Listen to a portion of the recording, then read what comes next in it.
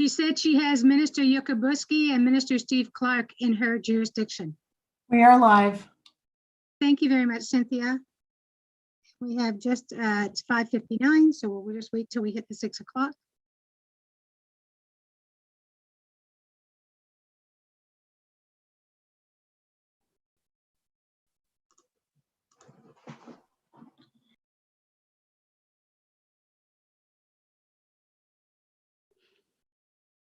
I try to look away from the clock so that it'll move faster, but it doesn't seem to move any faster.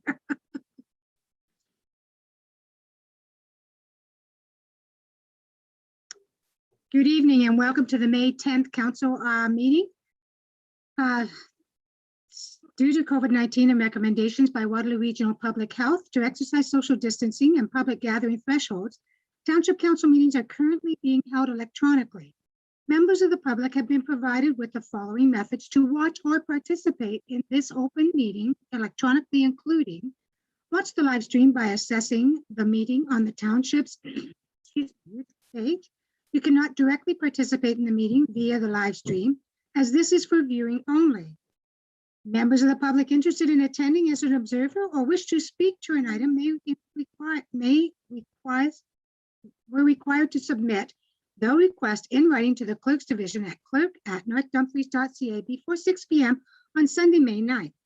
A link and telephone number has been provided to those who registered before the registration deadline.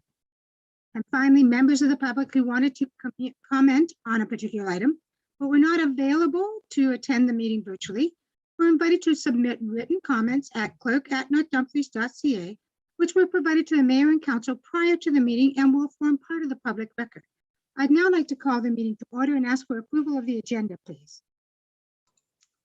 So moved by Councillor Gillespie, seconded by Councillor Ossner, that Council adopt the May 10th, 2021 Committee of the Whole agenda as presented with the following addendums. 1, add item 5.6, report number PD-28-2021, approval of site plan control agreement for Techo Block Incorporated. 2, add item 9.1, bylaw number 3247-21, being a bylaw to execute a site plan with Techo Block. And that all correspondence circulated to council in advance of this meeting and made publicly available on the township's website will form part of the public record for this meeting of council. Mayor Foxton, your vote for that? Yes. Councillor Ruhlman? Yes. Councillor Ossner? Yes. Councillor McCreary? Yes. Councillor Gillespie? Yes. That carries. Thank you. Is there any disclosure of pecuniary interest and general nature thereof? Seeing none, we'd like to adjourn council to sit as committee of the whole. So moved by Councillor Ossner, seconded by Councillor Ruhlman, that council adjourn to sit as committee of the whole. Mayor Foxton? Yes. Councillor Ruhlman? Yes. Councillor Ossner? Yes. Councillor McCreary? Yes. Councillor Gillespie? Yes. That carries. Thank you. And would anyone like to speak on the finance functions as listed in 4.1.2 and 0.3? Seeing no response, can we have the motion, please? Moved by Councillor McCreary and seconded by Councillor Ossner. The committee of the whole recommend the following items be approved as presented as outlined in the staff reports listed in the finance function area. As presented, item 4.1, report number FIN-11-2021, 2021 signing authority as presented. 4.2, report number FIN-12-2021, 2021 Canada Deposit Interest Agreement, Royal Bank of Canada, RBC, as presented. And 4.3, report number FIN-13-2021, 2021 Ontario Cannabis Legalization Implementation Fund as presented. Mayor Foxton? Yes. Councillor Ruhlman?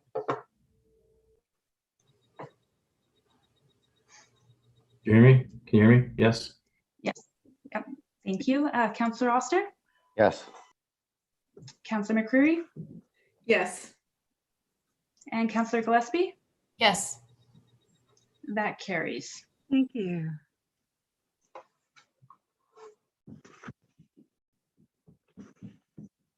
Next, we go on to developmental services functions. Would anyone like to speak of the on any of the on any of the items? And okay, I see Councilor Roman.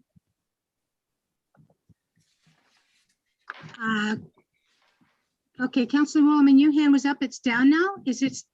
I want to speak on the 5.1 and 5.4 and 5.5. 5.1, 5.4, and 5.5. Yes, And thank you. Council McCreary.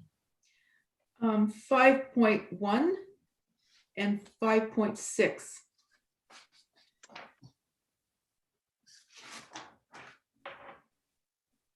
And just let me get. And I'd also like to speak on 5.1 as well. So do we want, we'll pass 5.2.3. That's it, right? 5.2 and 3 are going to pass. Okay, Ms. Sage. Yes, so that's moved by Councillor Rowland and seconded by Councillor Gillespie. That Committee of the Whole recommend the following items be approved as presented as outlined in the staff reports listed in the Development Services function area. So as presented, item 5.2, which is report PD 26-2021, proposed zoning bylaw amendment for 1154 Swan Street, Ayr, and item 5.3, being report number PD-27-2021, telecommunications tower application for 1535 New Dundee Road. And those are both as presented. Mayor Foxton, your vote for that? Yes.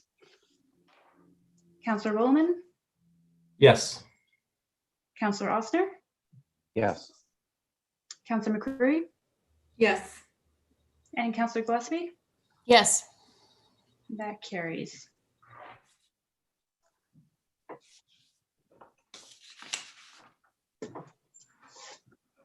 Okay, now for discussion 5.1. I see Councilor, you have to put your hands back up to see if you can discuss again. I have Gillespie, Rowland, Pam, your hand's gone back down. Is it up or down? It was 5.6 I'd like to talk on. Okay, we're doing 5.1 first, so it's Councilor Rowland and then Councilor McCreary. And then I also would like to speak on 5.1. Councilor Rowland. All right, thank you, Madam Mayor. With this 5.1, I guess I'm just trying to separate in my mind. There's two different things going on here. I guess one is Quick Read wants to have a temporary use of part of this gravel pit. But the other question, and this is one that's been dogging us for years, is this grandfathered pit sitting here that's never being rehabilitated. So I want to sort of get a discussion about what we can do to move forward with rehabilitating this, because I'm worried that this temporary use bylaw is just going to turn into another 20 years of not being rehabilitated. So what can we do? What steps can we take to encourage the pit owner to start the rehabilitation process? CEO McNally. So, Madam Mayor, as Councillor Rowland has indicated, a number of the concerns that were raised at the time of the public meeting actually dealt with the Blair Pit itself and the lack of activity and specifically rehabilitation of the Blair Pit because extensive portions of that property are not under active aggregate extraction, nor has there been a concerted effort to deal with rehabilitation. So as the Blair Pit is a licensed facility under the Aggregate Resources Act, it falls within the purview of the Ministry of Natural Resources and Forestry to ensure that the owner is taking measures to progressively rehabilitate the property. If it's council's wish, we can raise the matter of concern with the ministry and ask them to secure a work plan from the owner as to activities occurring on the site and opportunities to move forward with rehabilitation for those areas that are not either current or planned for extraction in the coming next few years. If may I add to that, CEO McNally and Councilor Rowland. Under the Aggregate Review Act, it says rehabilitation must happen during operations. And in the argument, if you read our documents, they said, once they are done, they will rehab. But that's not what the ARA Act says. Yeah, they said once they have ceased, but that's not what the Act states. And therefore, they're going and countervening the Act. That's one thing I wanted to bring up with that as well. So you've covered that one for me, Council Rowland. Council McCreary, you're next. Oh, anything else, Council Rowland? Council McCreary. My question's a bit along the same line of an unrehabilitated gravel pit. The subject property is owned by Gateway Aggregate Inc. and it's zoned aggregate extraction. So presumably it was a gravel pit at one time. I looked at the Ministry of Natural Resources webpage. It's not shown as having a separate license. I saw the Blair Pit there, but this Gateway Aggregate is no longer licensed, but it is an old pit. Is that what it is? CEO McNeely?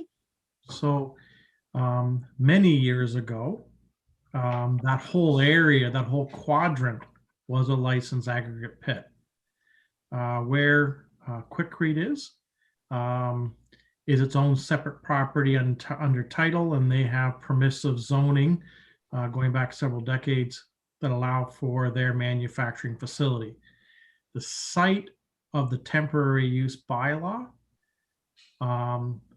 will, if council is so agreeable, will have a temporary use up to a period of 3 years that would allow that 9-acre parcel to be used for the temporary storage of vehicles as well as materials associated with the Quikrete operation. The balance of the property, being the Blair Pit, is still licensed and continues to have the Zone 14 classification aggregate on it. And that is the area where Councillors Rolleman and Mayor Foxton have asked that accelerated rehabilitation occur, given that significant portions of the property have not been under active aggregate extraction for the last few years.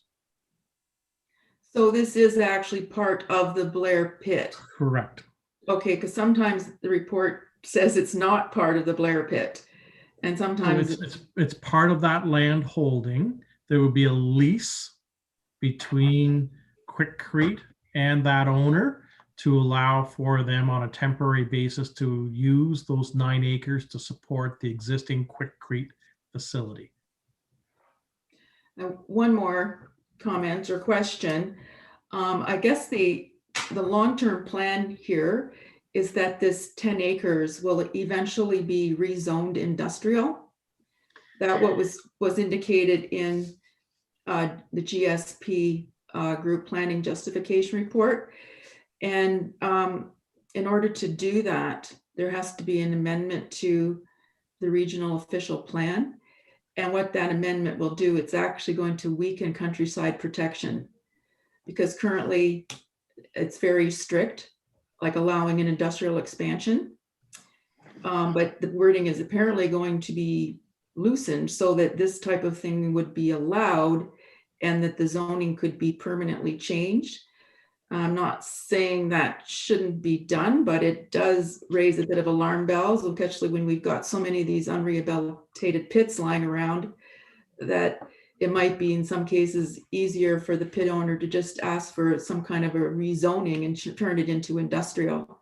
And we're going to be permanently losing this countryside. It will never be rehabilitated to aggregate, or it won't be rural area anymore. It will be industrial land. So this could be CEO just McNeely. first. I'm sorry, So, Madam Councilor. Mayor, through to Councillor McCreary, I think I need to clarify. It's not a relaxation of the countryside policies as it relates to new development. So your concern about an individual that owns, let's say, a former gravel pit seeking an industrial or manufacturing use outside of a settlement boundary would not be permitted under the proposed revisions to the regional official plan. What the amendment to the regional official plan will be is where there is an existing industrial activity, such as Quikrete, the ability on a site-specific basis to look at the merits of expanding the land holding to support the existing industrial use. Where'd you go? Oh, Councilor McCreary, go ahead. So this expansion of the existing industrial use, will it be the same business may be allowed to expand, means the same corporation, or the expansion of the same type of industry will be allowed? It would be framed that it's the existing business enterprise. So in this case, if I look at Quikrete in isolation and use it as the scenario, the intent would be in the fullness of time, if the official plan policy is tweaked, the owner, Quikrete, would be able to secure a lot line adjustment for the 9 acres that are in question tonight, undertake a lot line adjustment to add those 9 acres into the property title of the existing Quikrete property, have one constant zone standard applicable to the property. So it is not a standalone activity. It's not independent. It's not new in terms of a different business enterprise. It is allowing for the expansion of an existing industrial use. In this case, it was driven by product lines and the ability to maintain business continuity given a growing business enterprise.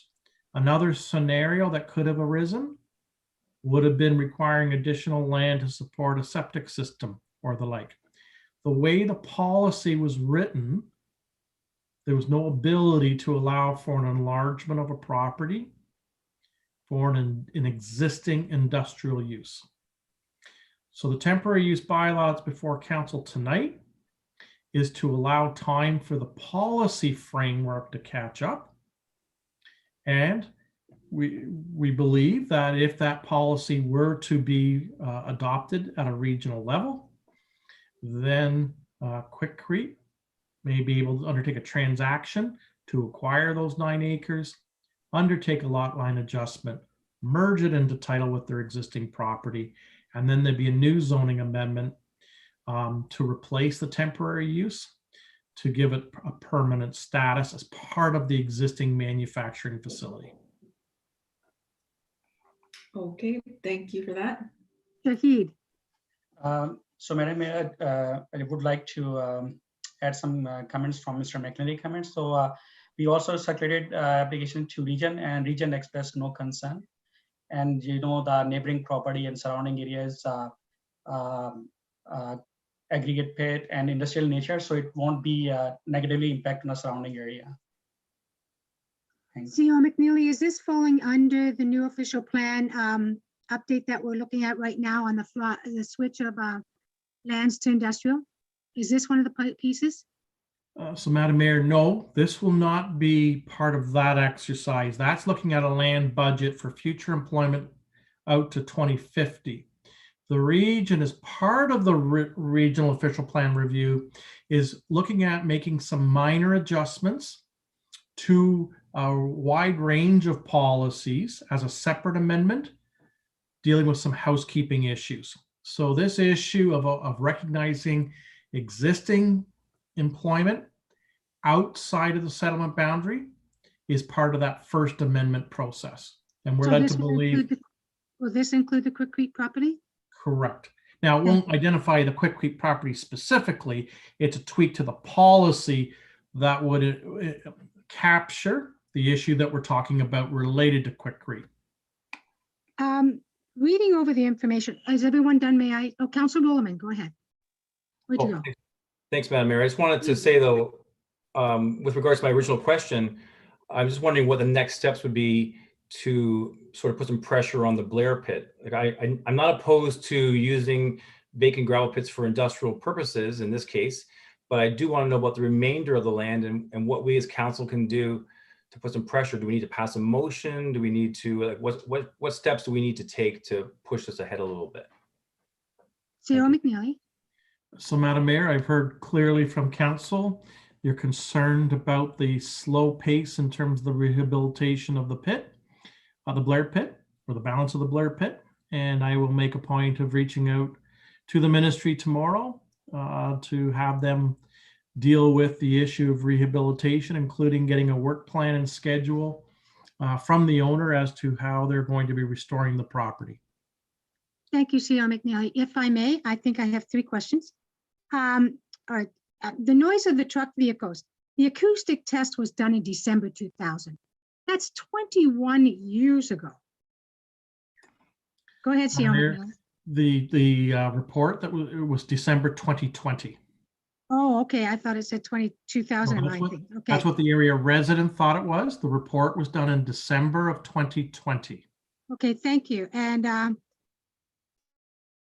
the past, I've had complaints of drainage and water running into the residential properties to the south of this. Is that going to be an issue? Yeah, I have had complaints. I think I've handed it. It's been a while since I've had a complaint, probably a year and a half, 2 years. But I have had complaints about water runoff. They said beavers were damming up the area or whatever. And oh, now the smile comes on. Now you remember. So, Madam Mayor, yes, we have a history of ponding caused by beaver activity. It's actually not dealing with the Quick Creek property or the lands that we're talking about for the rezoning.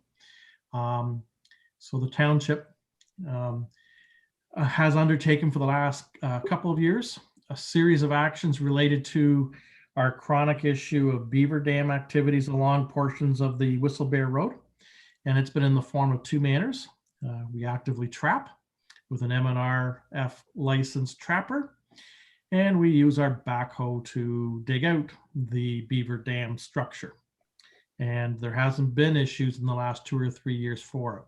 And the problems that we were encountering were actually residents in the Blair area where the water was damming up and then was having a quick release. Since we've enacted those measures, we've been able to avoid that conflict. Thank you. Now this, we're asking for a 3-year temporary bylaw. And the hopes, did I hear you correctly that the region's going to be tweaking the official plan to probably allow this usage before the 3 years is up? Yes. Okay, so then I need council to understand, this is a temporary only until it becomes a permanent by the region's official plan. Getting back to Councilor Rowland's point, she will talk to Minister of Natural Resources and Forests to deal with the issue of rehabilitation. It's right under the Aggregate Review Act. I read through it, and they have not done it. And them stating in the report that they will get it when the pit's done is not satisfactory. That's against what the Aggregate Review Act says. Any other questions on this issue? Seeing none, can I have the motion, please? Moved by Councillor McCreary, seconded by Councillor Ossner, that report number PD 25-2021 be received, and that bylaw number 3245-21, being a bylaw to allow the proposed temporary use zoning bylaw amendment for 3.7 hectares or 9.14 acres portion of property located at 1453-1531 Whistle Bear Road to facilitate the storage of goods and materials as well as the parking of vehicles including but not limited to tractor trailers, be recommended for council for approval. Mayor Foxton, Yes. Councillor Rowland, Yes. Councillor Ossner, Yes. Councillor McCreary, Yes. Councillor Gillespie, Yes. that carries. Thank you. And now we are on 5.4. Councilor Rowland, I believe you were speaking on this? Correct, Councilor Rowland. Thank you, Madam Mayor. I just want to say I think this is a pretty good list of names we have here. The only question I have that I wanted council to think about was with regards to Charles McGeorge. Dr. Charles McGeorge was the first Reeve, but his son Charles McGeorge was the town druggist. So if we call it Charles McGeorge Crescent, we could be referring to either one of them. So I'm just wondering, would it be better just to call it Dr. McGeorge Crescent? And that way we're actually representing the first Reeve, Dr. McGeorge, or just go with Charles McGeorge, and that way we're representing both of them. If I may, as a friendly amendment to your suggestion, Councilor Rowland, could we put Reeve McGeorge Crescent? Your choice as to how you'd like to change it. What do you think would be best? Well, along that same line, then we also have Reeve Gillies, right? Mildred Gillies was Reeve Gillies. I mean, if you want to make both of them the same, I don't know. I just. What does I'm council fine. think? Any other thoughts, councilors?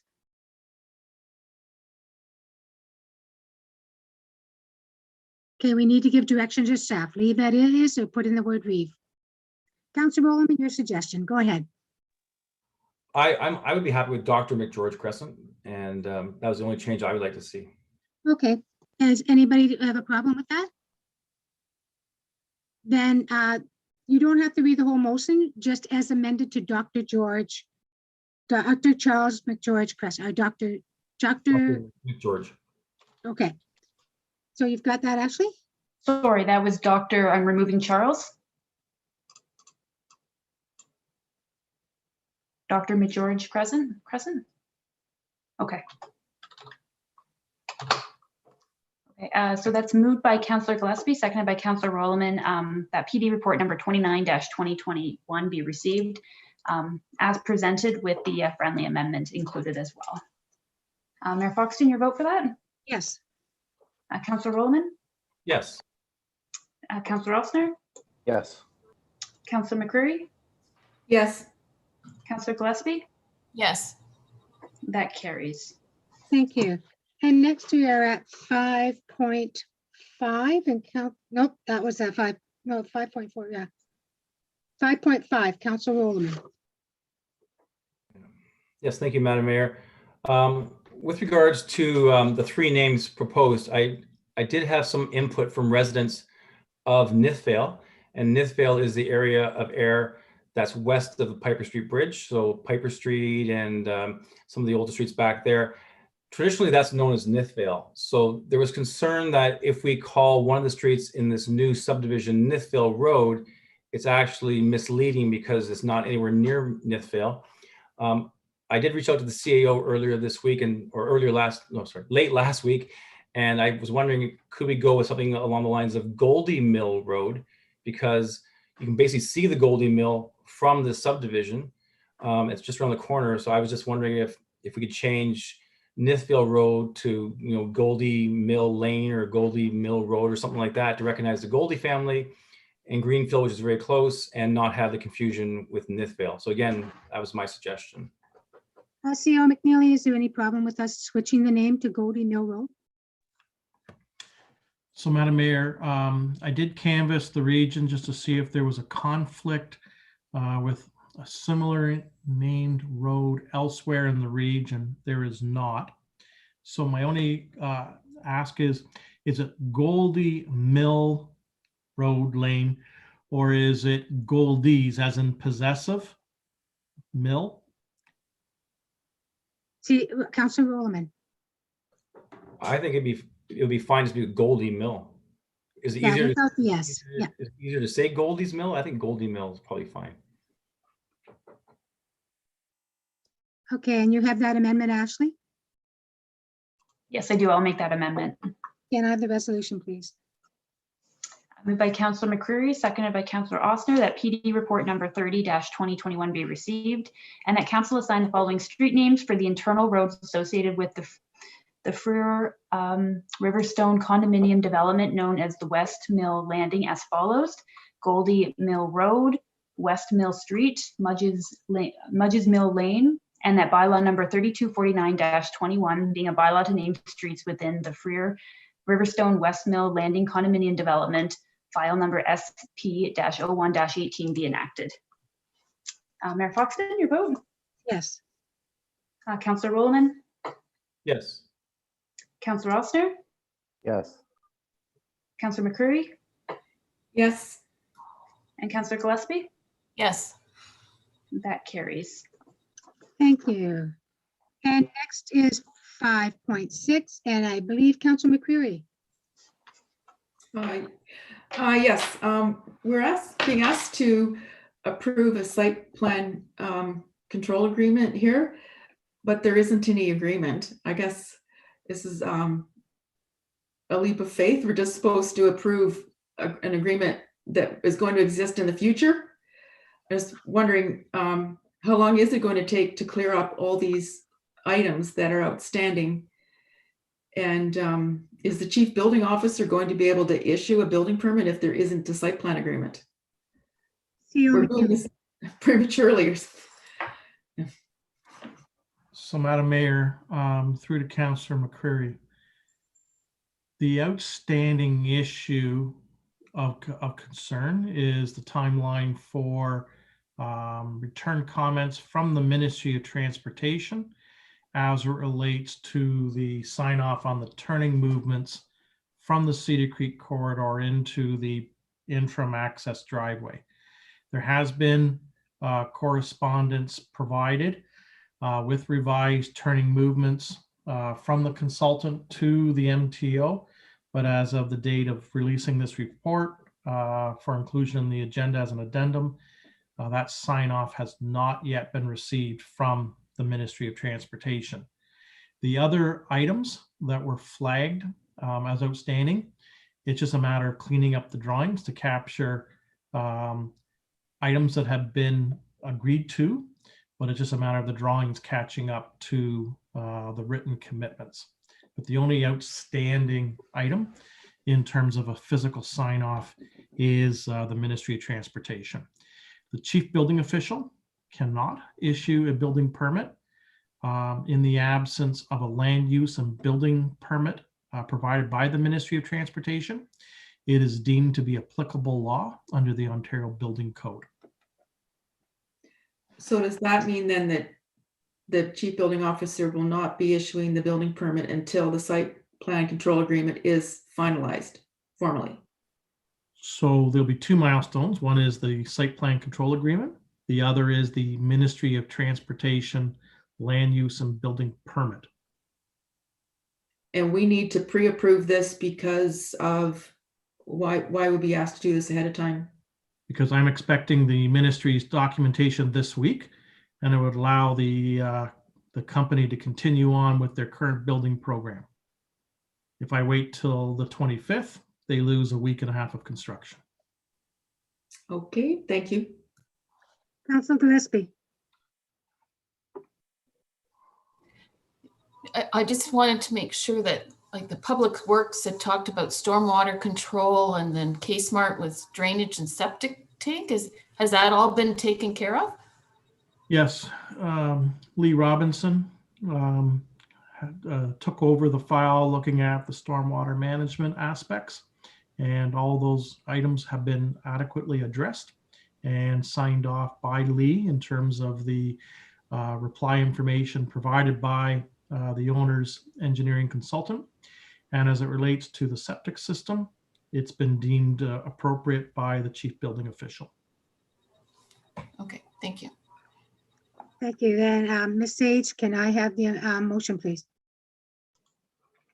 Moved by Councillor Rowland, seconded by Councillor Oster, that report number PD 28-2021 be received, and that the Development Services Committee recommend to Council that the Mayor Clark be authorized to execute a site plan control agreement between the Township of North Dumfries and Teco Block Incorporated to facilitate the construction of a stone manufacturing facility, 8,809.37 square meters in size, located at Cedar Creek Road, adjacent to the Highway 401 westbound interchange, subject to the following. 1, the inclusion of all outstanding matters as identified by the Ministry of Transportation, MTO, Energy Plus, Township Consulting Engineer, and Public Works Department. 2, any minor revisions as required by the Chief Administrative Officer. And that bylaw number 3247-21 being a bylaw to authorize a site plan control agreement between Teco Block Incorporated and the Township be enacted. Mayor Foxton, your vote? Yes. Councillor Rowland? Yes. Councillor Oster? Yes. Councillor McCreary? Yes, Councillor Gillespie? Yes, That carries. Thank you. And now we move on to community services function area. Anyone wish to speak on any items, 6.1, 6.2, 6.3? Councillor Osner. Which one? 6.1 and 6.2. Seeing no one else, then can we have the resolution for 6.3, please? Moved by Councillor Gillespie and seconded by Councillor McCreary, that the Committee of the Whole recommend the following items be approved as presented as outlined in the staff report listed in the Community Services function area. Item 6.3, report number REC-07-2021, disposition of surplus equipment, Recreation Division, and that's as presented in the staff report. Mayor Foxton, your vote? Yes. Councillor Rowland, Yes. Councillor Ossner, Yes. Councillor McCreary, Yes. Councillor Gillespie, Yes. that carries. Thank you. And now we'll go on to 6.1. Counselor Ossner, your question. Thank you, Madam Mayor. So basically, looking at this report in the RFP, so first of all, we budgeted $90,000 for this unit. Looking at the awards, the tenders that came in, one came in at 71,000 or something. The other one came in at 46, and staff's recommending the unit at $46,000. So I just had a couple comments / questions. I kind of touched on them already through emails to Karen. First of all, and I mentioned this before, when we budgeted 90,000 for a unit, whoever budgeted for the unit must know that a good, reliable product is going to be within that budget. My concern is twofold. One, are we getting longevity out of our vehicle at half the price, which is staff recommended at $46,000? Are we getting the quality and longevity? Because this is a commercial unit and will be used as such. And is it as good as the Premier equipment, which would be the John Deere unit? And that's question number one. Question number two is, I've stated before that I'm a little bit concerned of all these tenders going outside of our tax base. We have a lot of businesses in North Dumfries that pay a lot of tax money to be here. And I think that we have somewhat of an obligation, and I understand we have an obligation to take care of taxpayers' money, but we also have an obligation to ensure that our tax base, that we're supporting them as much as possible. So I guess my first question is going to be, are we getting a good, reliable, as good a reliable unit at half the price, basically $30,000 less, I should say? And because we're not supporting local businesses by going to Newmarket and purchasing outside, and Premier's just up the road for service, and they have serviced us great in the past, and now we're buying something from Newmarket where I understand if anything needs to be serviced or taken care of with the unit, it has to go to Cambridge. So I'm just asking the rest of council if they really feel that this is a wise choice, and are we getting comparable quality or acceptable quality? Is this a unit that we're going to be replacing sooner? I would ask Ms. Winters to please advise. Certainly, through you, Madam Mayor, to Councillor Ossner. When we put the specs out, we put them out based on the unit that we felt was what the parks operators needed. So based on that, as far as the budgeting of the 90,000, I wasn't involved in last year's process for this, so I can't compare. However, the unit that we're proposing that you accept is a Toro. It is a very good commercial a unit. It met all the specs that were outlined in the RFT. So both myself and Mr. Sonny Smith, we agree that this will be a comparable unit to what we already have. So based on that, going outside, I don't see any issues with it. The Newmarket. We did source out that the repair could be taken to Cambridge, during warranty purposes. Beyond that, I don't know what else to say. Any other questions or comments? Councillor Ossner, question number 3. Question number 2, actually.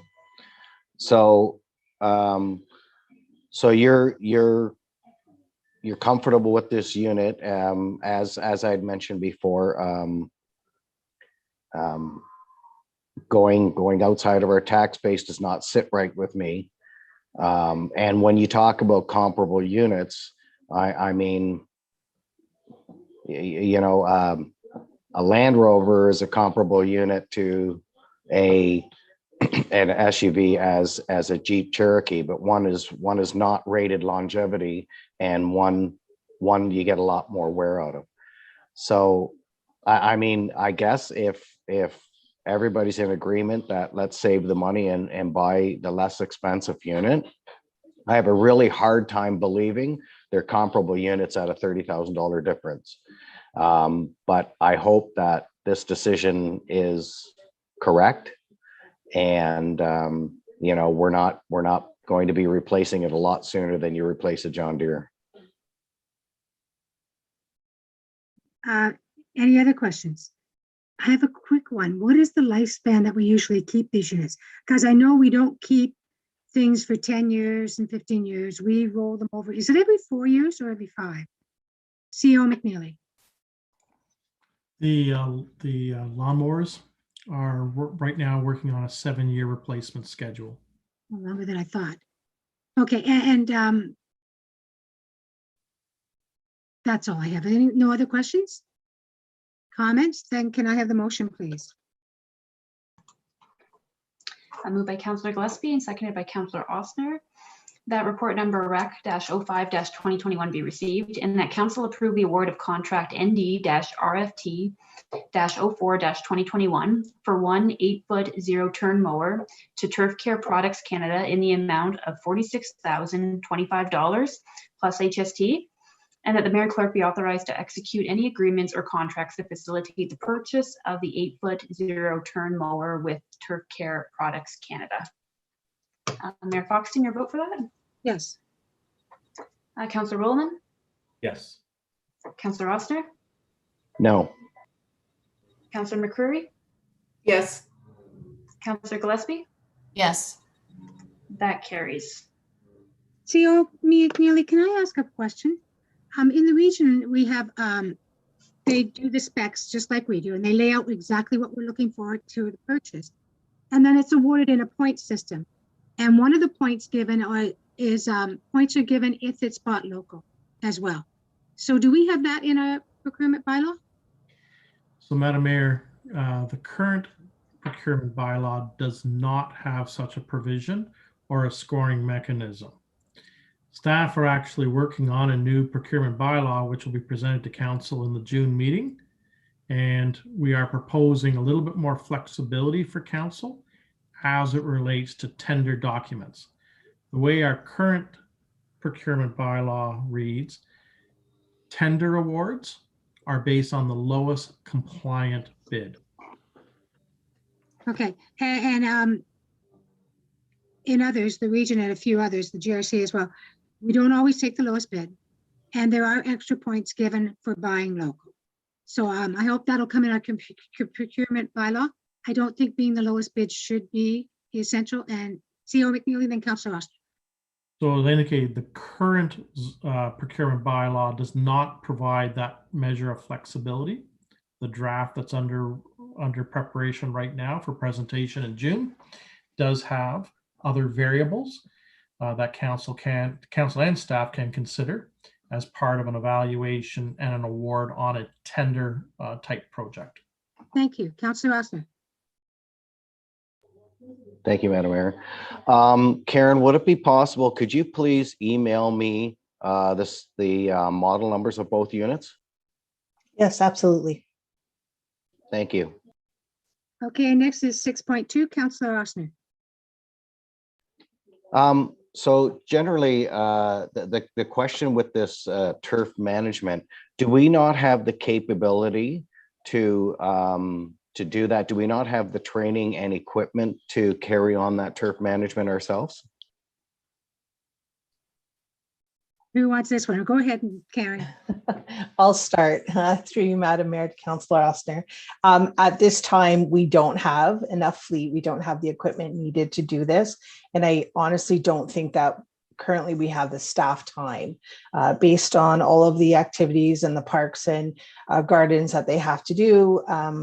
We just feel that their time could be spent elsewhere, and to be able to do the turf management through a contractor is, I feel, a cost savings to the township.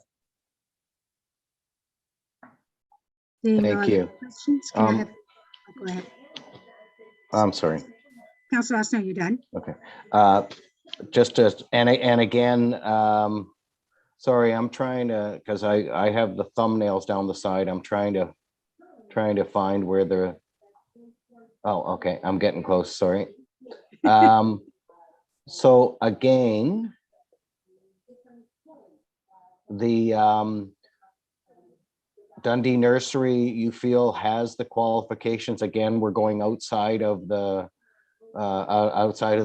tax base. When we had Green Haze, for example, I don't know who Ontario Limited 2446070. They could be in the township. I don't know. So we feel that Dundee Nursery has the proper capabilities, etc., versus Green Haze. Again, you know, we are going outside of our local businesses. Councilor Austin, we just stated, as CAO McNeely stated, as our present procurement bylaw states, we have to accept the lowest bid. Now, the bids have to meet all the criteria of the RFP. So if they meet all the criteria, our procurement bylaw says we have to take the lowest. That We will have change. to. We have to take the lowest. That's in our bylaw. So in the future, with the changes coming, as CAO McNeely and I just discussed, that will change because we will take the best bid. I hope, but we will, that's to come. So as it states right now, we have to take the lowest. Okay, so can I have the motion, please? Moved by Councillor McCreary and seconded by Councillor Osner, that report number REC-06-2021 be received, and that council approve the award of contract RFP-ND-03-2021 for turf management of the township's sports fields to Dundee Nursery and Landscaping for calendar years 2021, 2022, and 2023. And that the mayor and clerk be authorized to execute any agreements or contracts with Dundee Nursery and Landscaping to facilitate the award for the 3-year turf management program. Mayor Foxton, your vote for that? Yes. Councillor Rollman? Yes. Councillor Osner? No. Councillor McCreary? Yes. Councillor Gillespie? Yes. That carries. Thank you. And we're on 7. Does anyone like to speak on 7.1 or 7.2? I have Councillor Rollman and Councillor Gillespie. Councillor Rollman. On both of them, please, 7.1 and 7.2. Councillor Gillespie the same, or? You're on mute, Councillor Gillespie. Sorry, 7.1, please. Okay, and Councillor Austin. 7-1 as well.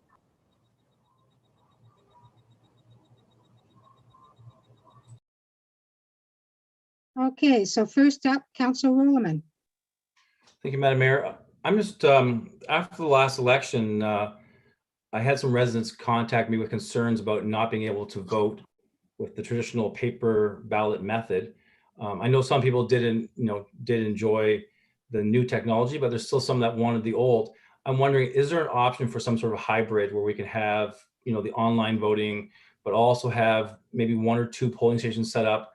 I know it's extra expense, but with the traditional method where you can go, say, to the NDCC or go to Scott's Women's Institute or someplace and have that traditional paper ballot. Thank you. Ms. Sayes. Yeah, I mean, I'm through to you, Councillor Rollman. So I know the city of Cambridge, that was the voting method. They actually did a hybrid model in the 2018 election. They did do, I believe they did a 2-week window where they did online voting. And then I believe the day of, they may have had polling stations before, I'm not sure off the top of my head, but then they did offer in-person voting as well. So they did do a hybrid last election. It is something that's possible. It would be more expensive. to do that method. That would be, I'd have to go back and look at the cost, but there would also have to be a staffing look at the staffing as well, because we would then need staff to run the polling stations, and we'd have to look at tabulators and things like that for counting of the paper ballots. So it is a possibility. It would be a little bit more, I could see it being a more expensive method and a more staff intensive method, but it is a possibility for sure. If I may piggyback, nope, it's not my turn. It's Councillor Gillespie. Yeah, I had just a couple of questions about the last election. When I was reading this step 2 of the telephone voting thing, did we have that system last time where they sent you an email? Because I think that's a little redundant. If people are not using the computer, why would you send them an email to do phone voting? I can respond to that if you'd like, Mayor Foxton. So I know that different voting, like different service providers can do they offer different, I guess, options in terms of how to administer the internet or telephone voting. So how we did it last time was you were sent a voter card with a PIN. And then when you went to log in, you'd have to enter your birth date as a question, kind of a security question, to be able to validate that it's you logging in to vote. But I do know other municipalities, and again, I'd have to look into how they did this or how it was done, but they would do where you'd have to then go on with, you'd log in, basically, you'd get a card similar to what we did, but then you would log on and then you would have to register, and you'd have to enter some information, and then you would get an email in your inbox with then you would get your PIN, and then you would take your PIN to go vote. So it was just a different way of kind of adding that extra level of security, but they were just doing it in a different way. So there are different options out there in terms of how to do it. And that was the way we did it, was through the birth date when we did in the 2018 election. Oh, okay. Yeah. Councillor Austin and Councillor McCreary. Oh, did you have anything else, Councillor Gillespie? Well, one other little question. You had a couple of stations last year where you could give assistance. Where were they located? Like, I think if we're going to do that, we should do that in every ward, not just in Ayr, basically, which I think that's where they were last time. Is that correct? We did do one. There was one located in the Clyde Scott Women's Institute. Okay. So we did put one out in Ward 4 to target the Ward 4 residents, and then the other one was at the North Dumfries Community Complex. Okay. Yeah, that's good. Thank you. Councillor Austin. Thank you, Madam Mayor. I was just going to say that I would prefer that we go to paper balloting again. A lot of the elderly had problems with the system, with technology, and a lot of them, it's very important for them to vote, and they felt, some of the people I had discussions with felt that it was kind of, they weren't tech savvy, and I don't know if that reflected on a lower turnout rate or not. I also heard other stories about people getting ballots in their maiden names and their married names. Other people getting ballot, they hadn't lived in Ayr for 5 years or longer. I think that I like the idea of people going with their ID, signing up, having their name there, and voting. I think it's a little bit more of a foolproof system. Councillor McCreary. You're muted, Councillor McCreary. Oh, I think I get used to that by now. I'm very opposed to going back to the paper ballots. I think that's a real step backwards. The last election in 2018 ran very smoothly without the paper ballots. And since that time, with the pandemic especially, people are getting more and more comfortable using technology because it's becoming more and more part of our life. We had the township North Dumfries had the second highest turnout of voters in the region, according to our report. So there's nothing to indicate that the electronic or internet voting really deterred very many people from voting at all. The vast majority of people were able to get out and vote, even if it wasn't what they preferred. They were able to pick up the phone or use a computer. and there was plenty of help available for people that were having trouble with it. And I don't believe that the cost, at least of running both systems at the same time, that the cost would justify the benefit of having the paper option as well as the internet option. And it's the internet voting. It isn't perfect, but none of the methods are perfect. And we really don't have indication that there was any nefarious activity or voter fraud that was going on during our election last time. So I'm perfectly comfortable with a repeat of what we did in 2018. Thank you. If I may weigh in as well. I was surprised that we didn't have more voting. It was 36% before with paper ballots, and it was 37% with electronic. I kind of am leaning towards Councillor Rowland's, and I'm suggesting, just suggesting, that we create, like the advance polls, we create a day before the election for the paper ballots. We put it in the wards, and very limited time and staff there to monitor it. And then we do on election, the actual election day, it's all electronic. Well, actually electronic is before, you have the week or so up to it. But we do allow one time for paper ballots. One afternoon or whatever, or one afternoon, evening for paper ballots to appease those who really want to do it by paper. Some were quite offended. Councillor McCreary.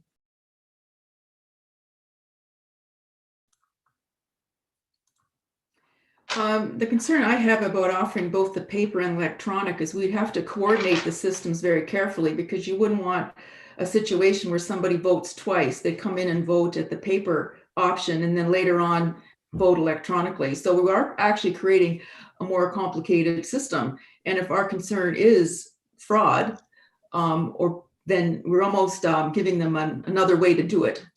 And it seems that it would be quite a concern that you could actually vote twice, giving the opportunity to do it many different ways. Ms. Sage, is that true? As once you've voted, can you be stricken from the vote so you would not be allowed to do it another time? Sorry, Councillor Rowland had his hand up. Councillor I'm not familiar with running both methods. I know Cambridge did run it last election, so there must be a way to be able to coordinate that striking off the voters list. Would be something I'd have to look into further, but I do know it has been utilized in other municipalities. Councillor Rowland. Thank you, Madam Mayor. I was just going to say, I'm not sure if the concern that I have or that I'm hearing from Councillor Ostner is necessarily about fraud. I think it's more about some residents in town just are not comfortable with going on those fancy computer things and using the worldwide interweb to vote. So maybe if we had the paper option, people like myself who are technologically challenged could go and vote with a piece of paper the way we always have. So that's all I'm trying to reflect, is that part of the population that would prefer to have a paper ballot. Councillor Ostner. Thank you, Madam Mayor. So yeah, I mean, basically, it's the elderly group that likes to vote and not tech savvy, and they like to be able, even if we could do it as do paper ballots for an advance poll. I mean, you're going to get a PIN number, and you use the PIN number on a paper ballot, or you use the PIN number online. You can't keep using the PIN number, so that's not a concern. But we've got to be able to offer something that all our voters are comfortable with, not just tech savvy, and maybe not just paper ballots, because I understand it works, and I'm not saying the technology is not a good thing to do, but we also have to keep in mind the age groups of voters. And like I said, even if it's paper ballots, you only accept them up to a certain time at advanced polls, but at least offer the advanced polls. And you don't need to do it all over. You pick, the Scots Women Institute for 1 or 2 days, have volunteers out there. Then you have at the North Dumfries complex or the ACC for 2 days, maybe consecutive Wednesdays on advanced polls, and then let the online take care of itself. Councillor McCreary. I think we're really doing our seniors a disservice. I think most of them are a lot more tech savvy than we're giving them credit for being. And also we have to remember here that last time telephone voting was an option. I think everybody could pick up a landline and, you know, punch the numbers on the receiver. I really don't think that this is a very big problem. Like I said before, we did have the second highest voter turnout just in the region. There's no indication at all that there was a vast number of people that were unable to vote. And they certainly have a lot of different ways to vote. They can go out and get help by going to some of these help centers. I don't think we really need to offer paper ballot. I think it is really a big step backwards. We did well in 2018.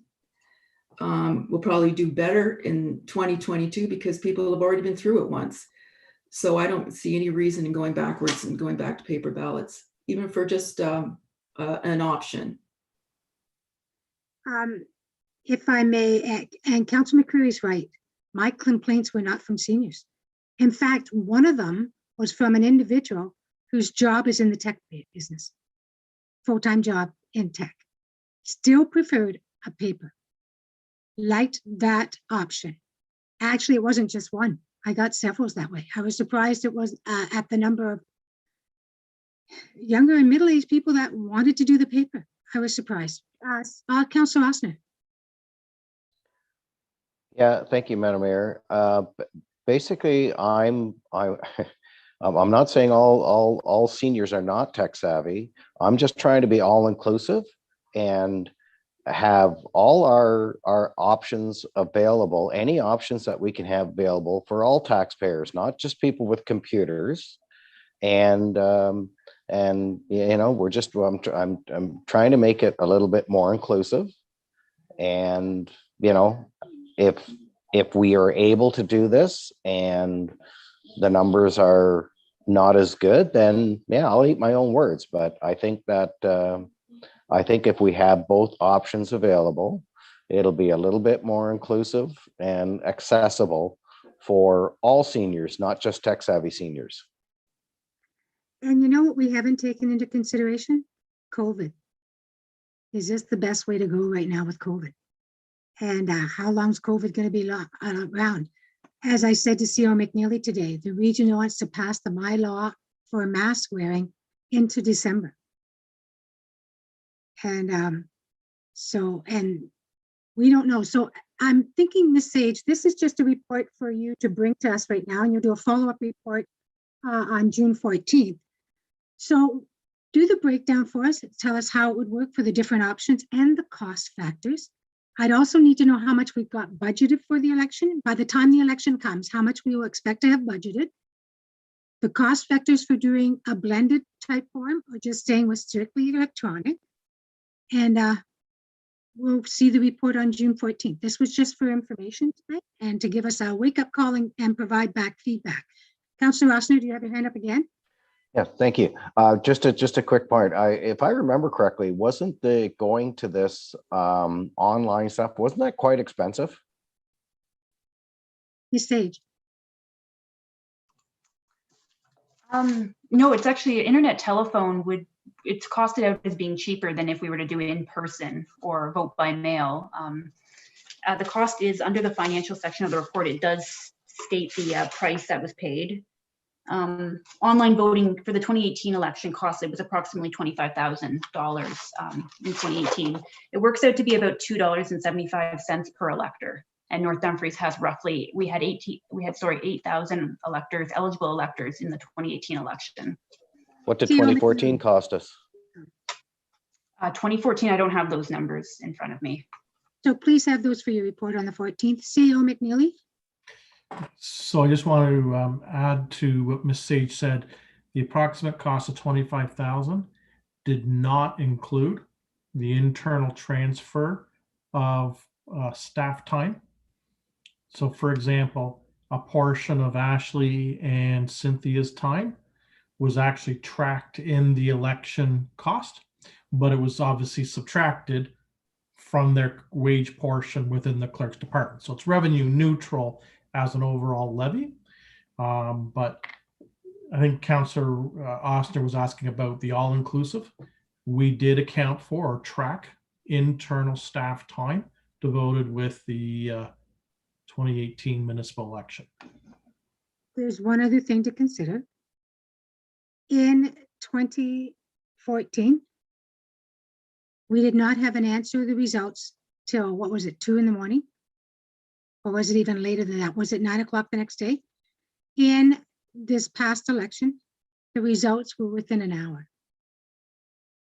And that's a big difference. You look, and I don't know what happened in Cambridge, but they had electronic in both and they went for into the day. But so it is cumbersome, number one, to get the people to volunteer. They don't volunteer. The people to do the paper ballots. We use staff, but before we used to have people hired by Election Canada or whatever to do it. And it was tough to get the volunteers, tough to get the ballots done, tough to get them to counted and recounted. So it was very cumbersome. This way worked 100% better. But still, I'd like to look at the options that we can provide for the people. Is there any other comments or questions before I call for the vote? Seeing none, go ahead, Ms. Sage. Moved by Councillor Rowland, seconded by Councillor Ossner, that report CLK-05-2021 be received, and that staff report return to the June 14th, 2021 Committee of the Whole meeting with a follow-up report on this matter. Mayor Foxton, your vote? Yes. Councillor Rowland, Yes. Councillor Ossner, Yes. Councillor McCreary, Yes. Councillor Gillespie, Yes. that carries. Thank you. Now, Councillor Ruhlman, you want to talk on 7.2.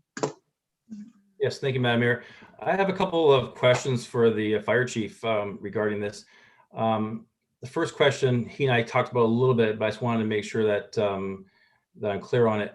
There's 3 different levels according to the NFPA. So the question I had for the chief was, if we are only at the awareness level or at the not at the technical level, does that mean that that service cannot be provided by North Dumfries Fire? We have to go outside for that service? And then a follow-up question would be, how does this work then in the contract area where the Cambridge Fire Department would have a different level of fire training than we would have? Does that mean we need a different bylaw for the contract area, or how does all this work? I just wondering if the chief could just clarify it for me. Sure. Councillor Rowland, as far as your first question goes, the different levels of service that we offer, technical being the highest level that we can get to. And yes, we do respond. If you were to look at the actual level of response at the very last sheet, we have different areas of response, and some of them are awareness, some of them are operations, some of them are technical. Some of them are combined where we would actually call in mutual aid if we don't do it to a technician's level, which is say confined space or high angle. We do not do that, but we would respond because we're going to get a call for anything like that. But then we would have to call on one of our city partners to respond to assist us in that situation. And that is outlined in our appendix at the core service level. As far as Cambridge, they have their own establishing bylaw that outlines what they do as a fire department also. They, of course, do more of the services that they have the capabilities and equipment to do it, such as the ones I just outlined, like high angle and your confined space and trench, and there's a few other ones. We would get the initial call and we would respond to the awareness, and then we would dispatch the appropriate services in that case. Does that answer your question?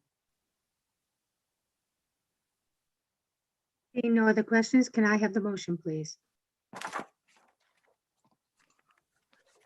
Moved by Councillor Ossner and seconded by Councillor Gillespie, that report FD-02 2246-21 be received, and that council approve bylaw number 3250-21 being a bylaw to adopt a revised fire department establishing and regulating bylaw be enacted. Mayor Foxton, Yes. Councillor Roman, Yeah, I think he said yes. Can you hear me? Maybe that's not very good tonight. Can you hear me? Councillor Oster, Yes. Councillor McCreary. Yes. Councillor Gillespie, Yes. that carries. Thank you. Can I have the adjournment of the committee of the whole, please? Moved by Councillor Roman, seconded by Councillor Gillespie, that committee of the whole is hereby adjourned and the council meeting be called back to order. Mayor Foxton, your vote. Yes. Councillor Roman, Yes. Councillor Oster, Yes. Councillor McCreary, Yes. Councillor Gillespie, Yes. that carries. Thank you. And now we have an adoption of the resolutions. Moved by Councillor Oster and seconded by Councillor McCreary that council adopt the recommendations as adopted and presented by committee of the whole dated May 10th, 2021. As presented, number 1, report number FIN-11-2021, 2021 signing authority as presented. 2, report number PD-28-2021, approval of a site plan control agreement for Teco Block Incorporated as presented. 3, report number REC-05-2021, request for tender award for 1 8-foot zero-turn mower as presented. And 4, report number REC-06-2021, request for a proposal award for turf management sports field 2021, 2022, and 2023 as presented. Mayor Foxton, your vote for that? Yes. Councillor Roman, Yes. Councillor Oster, Yes. Councillor McCreary, Yes. Councillor Gillespie, Yes. that carries. Yes. First and second reading of the bylaws. Moved by Councillor Gillespie and seconded by Councillor McCreary that the following bylaws be taken as read a first and second time. Bylaw number 3247-21 being a bylaw to execute a site plan with Teco Block. Mayor Foxton, your vote for that? Yes. Councillor Roman, Yes. Councillor Oster, Yes. Councillor McCreary, Yes. Councillor Gillespie, Yes. that carries. And now third reading and finally passing of the bylaws. Moved by Councillor Roman, seconded by Councillor Oster that the following bylaws be taken as read a third time and finally passed. Bylaw number 3247-21 being a bylaw to execute a site plan with Teco Block. Mayor Foxton, your vote? Yes. Councillor Roman, Yes. Councillor Oster, Yes. Councillor McCreary, Yes. Councillor Gillespie, Yes. that carries. And next will be the confirmatory bylaw. Moved by Councillor McCreary and seconded by Councillor Oster that bylaw number 3251-21 being a bylaw to confirm the proceedings of committee of the whole on May 10th, 2021 be read a first, second, third time and be finally passed, signed, and sealed by the mayor and clerk. Mayor Foxton, Yes. Councillor Roman, Yes. Councillor Oster, Yes. Councillor McCreary, Yes. Councillor Gillespie, Yes. that carries. And the adjournment, please. Moved by Councillor Gillespie, seconded by Councillor Roman that whereas business before this committee of the whole meeting has been completed at 7:12 p.m. And be it resolved that this meeting adjourns and meets again on Tuesday, May 25th, 2021 at 7 p.m. for regular council meeting. Mayor Foxton, Yes. Councillor Roman, Yes. Councillor Oster, Yes. Councillor McCreary, Yes. and Councillor Gillespie. Yes. That carries and we are adjourned. Thank you very much, everyone. Have a good night. Good night, everyone.